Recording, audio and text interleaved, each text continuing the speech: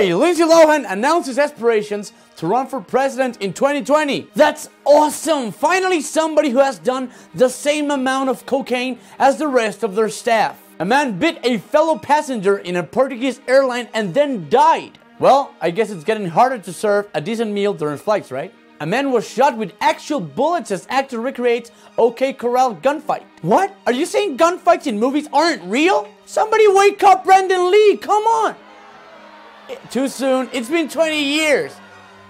Alright, I'm sorry. Yo soy Chumel Torres and this is El Pulso.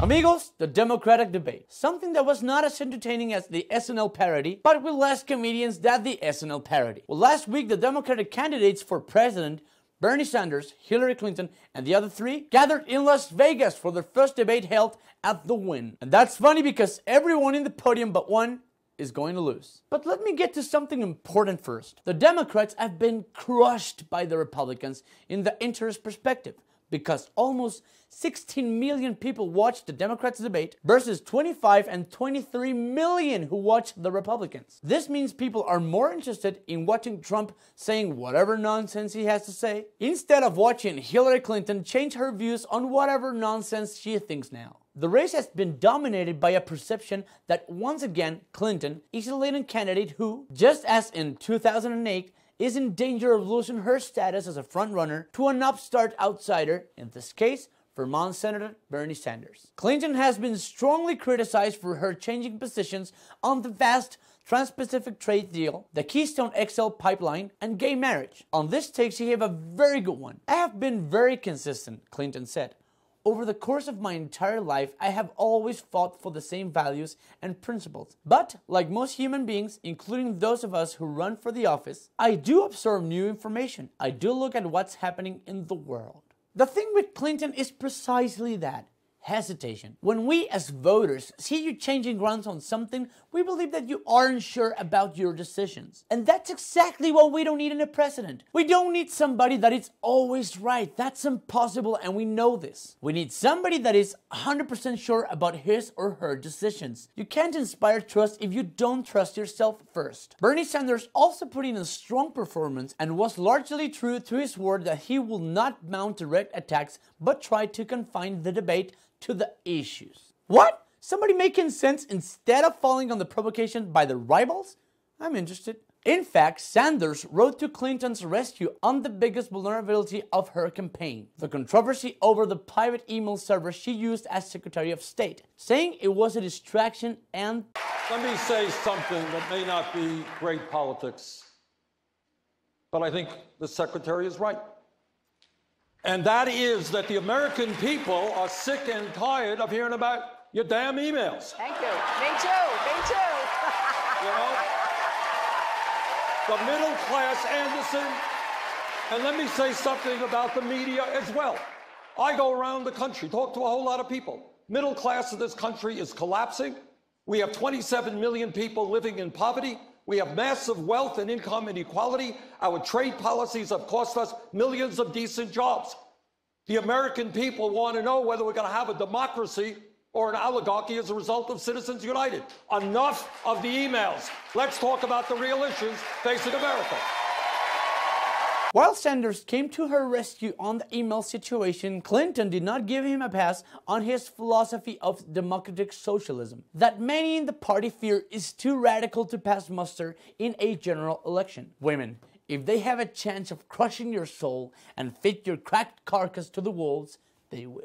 After Sanders argued that his vision for politics was akin to Scandinavian nations with strong healthcare systems and social safety nets, Clinton pounced. I love Denmark, but we are running for president of the United States and such economic policies will not work here. That we have. But we are not Denmark. I love Denmark. We are the United States of America, and it's our job to rein in the excesses of capitalism. Sanders also seemed to score points when he implicitly turned on Clinton over her ties to big businesses and rich donors. In my view, Congress doesn't regulate Wall Street. Wall Street regulates Congress. And that, my friends, in my generation is called a fatality. In the media coverage of Tuesday's Democratic debate, there was almost universal agreement that Hillary Clinton came out on top. In online polls, several focus groups, and much of social media though, the story was rather different. Many people insisted that Bernie Sanders was the victor and that the lame MSM, mainstream media, had gotten it wrong again. But whatever your perception is, winner or loser, one thing is clear. The Democrats are craving for more attention from the audience, and they certainly need it. But here in El Pulso, we have some advice. If the Republicans are getting all of the coverage, that's undoubtedly because Trump. And if you want attention, get yourself a candidate who is dumb, egomaniac, and doesn't know a thing about politics. Just call Kanye West, guys. Regresamos.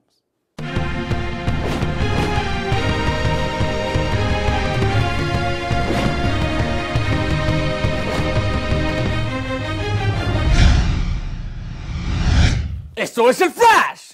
Amigos, the Chicago Cubs. The most representative thing in Chicago besides the Giant Bean, the soft rock band, and the Chicago Pan Pizza. That's an atrocity! How can you call that a pizza, man? It's a fucking cake or something! Well, this week the Cubs are back in the news for the first time in 107 years. Yes, the Chicago Cubs are just about to reach the World Series. This hasn't happened since 1908. Of course, these are great news for all the Cubs fans that are waiting for their team to get to the finals, because since the last time this happened, the world was a little bit different. Here are some of the facts.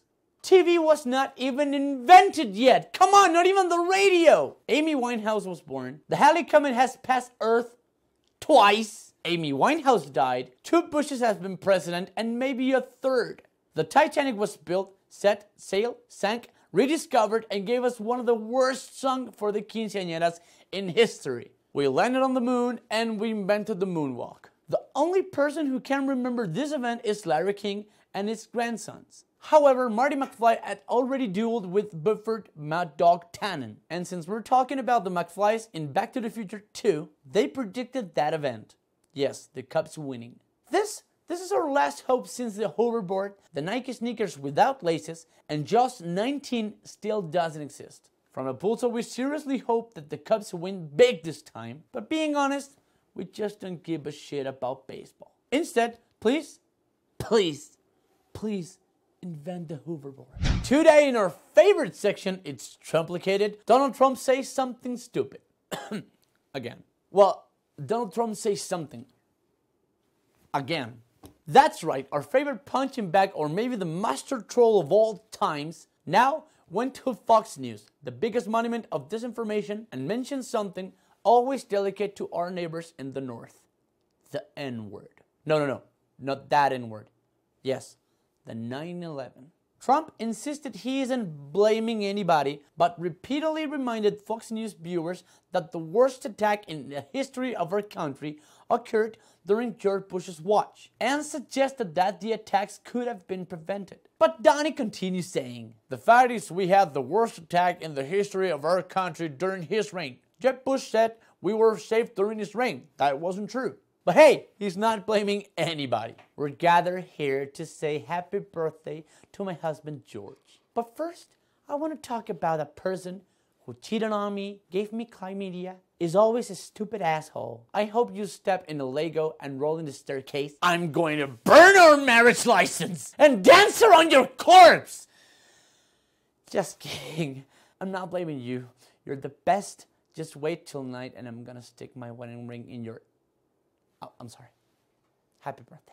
This comment was made because of course he wants to piss Jeb Bush off, brother of the ex-president and his rival in the run for the presidential chair. Jeb Bush has scaled quickly in the polls, and now Trump is worried because there is another bad boy in the Republican neighborhood. Jeb Bush wrote a tweet defending his brother with this mortal comeback. "How pathetic for real Donald Trump to criticize the president for 9/11.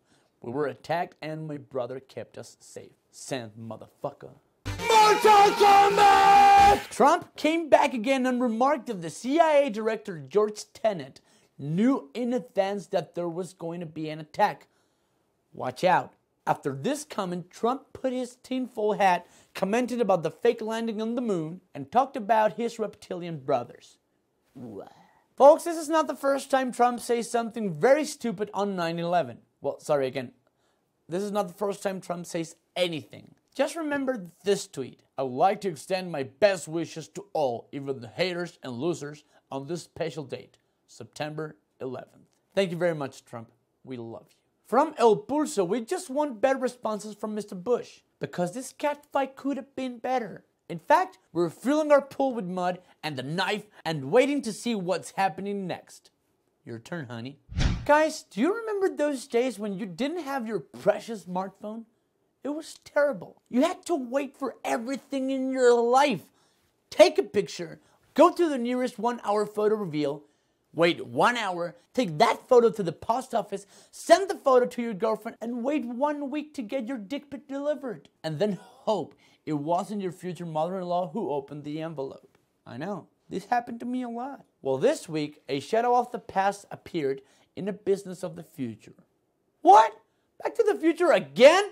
Come on, guys! All this because last week, an organization calling itself Uber Freedom called for Uber drivers to avoid the app for the entire weekend in an effort to get the ride-hailing company to agree to its demands. The group is calling for the addition of a tip option in the app, an increase of the minimum fare to $7, an increase of the cancellation fee to $7 as well, and a 60% bump in all UberX fares. Come on, guys. Drivers use social media, primarily Facebook and Twitter, to spread the word because the Uber app that connects drivers to their fares doesn't connect drivers to one another. Here's the stupid but honest point of view.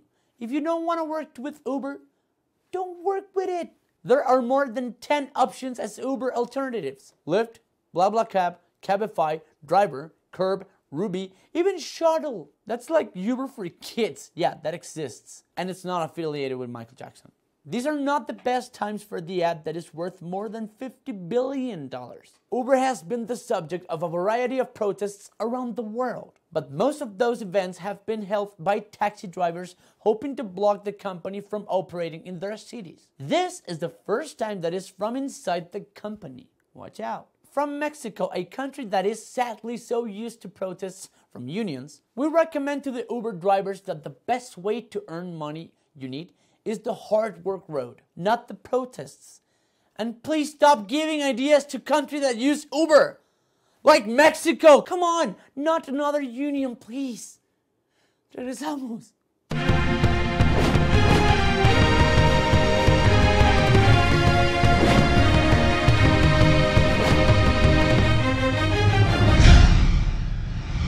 My friends, the budget. That thing that no one has by the end of the month, this week was the Euro dance in the club of news. As you may know, the government needs to get their shit together about what they're gonna spend, how they're going to spend it, and just put it on a paper. That's a budget. Because it's not like they have a huge credit card filled with tax money. Well, that's pretty accurate. But it's a little bit more complicated than that. And then we go to Chipotle and buy millions of burritos for all the people starving in the world. Well, thank you very much, Miss First Lady Kim Kardashian. But unfortunately, that's not how the budget works. What? You serious? But Kanye told me that.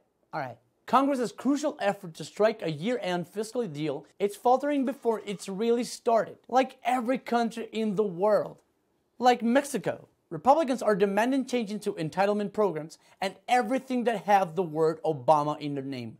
A request that's already been rejected by the Democrats because every Democrat has an Obama-lieber inside. Democrats want a boost in domestic spending without the painful cuts, like a boy having an iPhone 6s but stealing money from his mother to have internet in it. But on the other hand, Republicans in Congress are trying to project confidence with no shutdown, no debt default. Vows are paramount to his party's hopes of maintaining Senate control in 2016. Spoiler, if Trump is candidate, this is not going to happen. But the Senate GOP has a major uphill battle. They lack a stable negotiating partner in the House. Meanwhile, there is no speaker in the House, like we told you past week, because nobody wants to be it. This is like being the bass player in a garage band. Everybody knows it's important, but nobody wants to do it.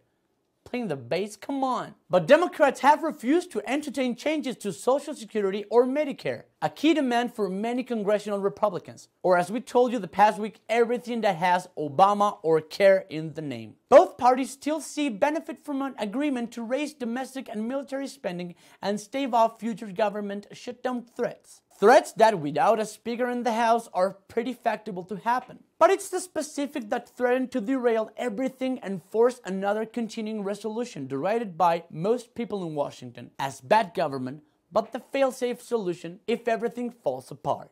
So, there are two parties struggling for the same bone, a bone that tastes like social benefits and the other side tastes like war, weapons, and savings. The hope of a centrist budget seems far without a speaker. And this situation is pretty much like porn, because at the end of it, he is the one who is going to swallow it all.